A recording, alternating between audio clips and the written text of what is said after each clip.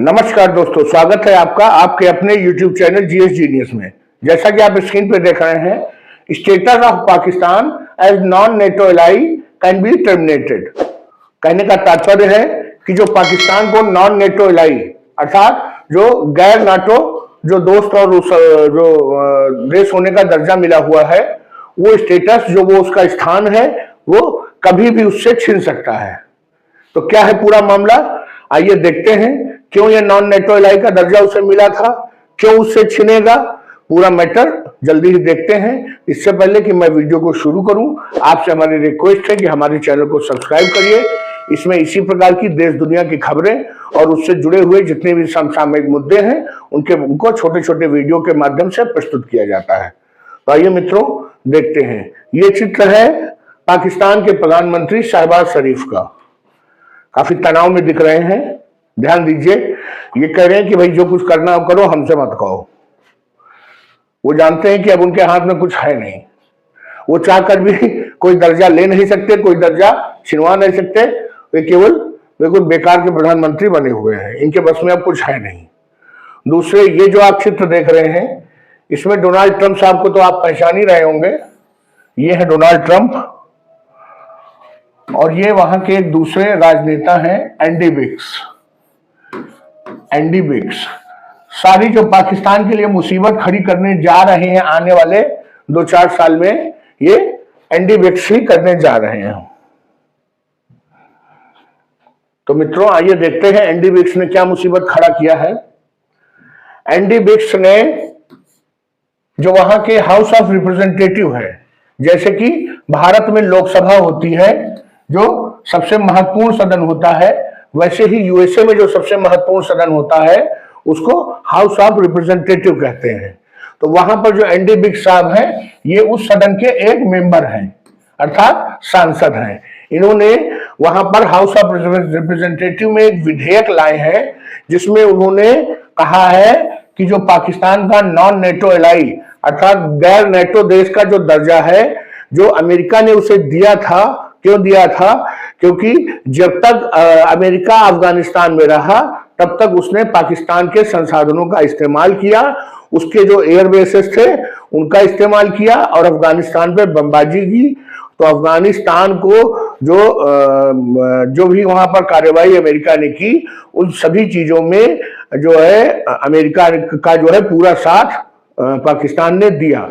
जबकि सच्चाई है कि वो दोनों तरफ का साथ दे रहा था, एक तरफ से पैसे ले रहा था, दूसरी तरफ आदमी दे रहा था।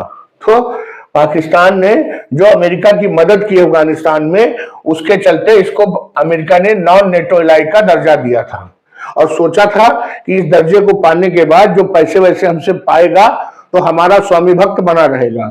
लेकिन पाकिस्तान के हाल तो वो है कि ऐसा कोई सगा नहीं जिसको हमने ठगा नहीं। पाकिस्तान ने जब तक अमेरिका से पैसा मिला, अमेरिका से पैसा लिया। जब अमेरिका से पैसा मिलना बंद हो गया तो वो चीन से पैसा लेने लगा और चीन की तरफ हो गया। तो इसलिए अब वहां पर यह बिल लाया गया है कि पाकिस्तान का ये दर्जा छीन लीजिए, अब वो किसी काम का नहीं है। ये एंडी बिग्स है कौन?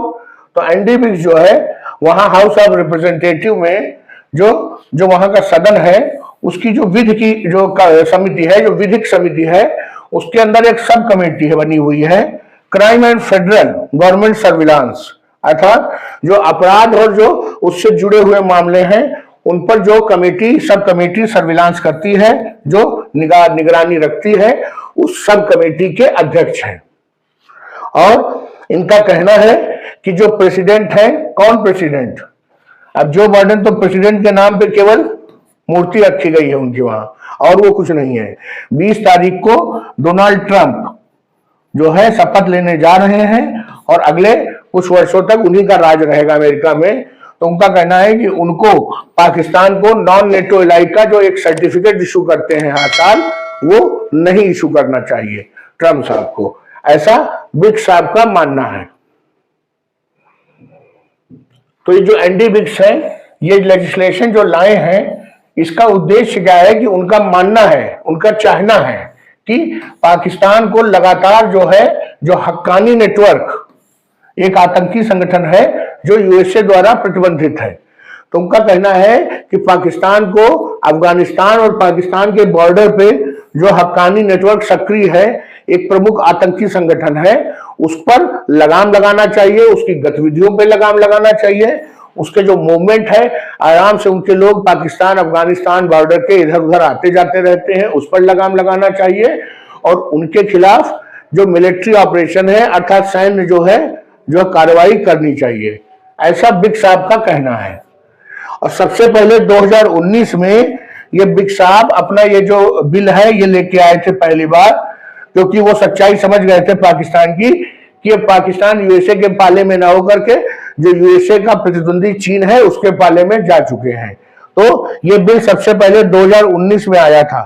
उसके बाद जितनी भी बार सदन की बैठक हुई वो इस बिल को बार बार लेकर के आते रहे हैं सदन में, लेकिन इस पर कोई जो है कार्रवाई आगे नहीं हुई, क्योंकि जो वहां के राष्ट्रपति साहब हैं जो बाइडेन, उनको लगता था कि पाकिस्तान की कभी भी जरूरत पड़ सकती है।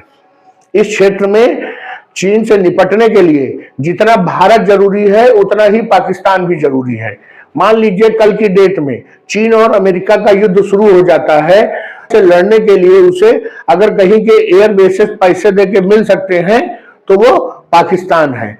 अमेरिका पाकिस्तान को पैसा देगा, उनके एयर बेसेस से अपने हवाई जहाज F-16 उड़ाएगा और चीन पर बमबारी करेगा। तो इसलिए उसे लगता है कि पाकिस्तान को थोड़ा बहुत अपने पाले में रखा जाए। और ये जो बिग साहब है इनका मानना है कि ये जो पाकिस्तान की सरकार है इसका फर्ज बनता है कि वहां की जो अफगानिस्तान की नई सरकार है तालिबान की, उनके साथ कोऑर्डिनेट करे, उनके साथ मिल करके जो ये हक्कानी नेटवर्क फिर से बढ़ने लगा है, सिर उठाने लगा है, इसकी ग्रोथ पर लगाम लगावे। ये बढ़ क्यों रहा है? जब देश की सरकार कमजोर हो जाती है तो जो इस प्रकार के जो गैर सामाजिक या जो नॉन स्टेट एलिमेंट्स होते हैं, स्वाभाविक है उनकी ताकत अपने आप बढ़ने लगेगी। इस समय जो पाकिस्तान की सरकार है वो 1947 के बाद से सर्वकालिक सबसे कमजोर सरकार है, जिसकी न आर्थिक स्थिति अच्छी है, न उसकी जो मिलिट्री की स्थिति अच्छी है, और कोई भी उसमें अच्छी चीज अब इस समय नहीं है। सबसे अच्छी चीज है कि बस सरकार किसी प्रकार चल रही है। तो मित्रों, जो पाकिस्तान के साथ आने वाले समय में जो बुरा बुरा होने जा रहा है उसकी शुरुआत ट्रंप साहब के आने के पहले ही दिखाई देने लगी है। तो जो भी मैटर डेवलपमेंट हुआ वो मैं आपके समक्ष मैंने आपको प्रस्तुत किया। अगर ये हमारा वीडियो अच्छा लगा हो तो वीडियो को लाइक करिए, चैनल को सब्सक्राइब करिए। धन्यवाद।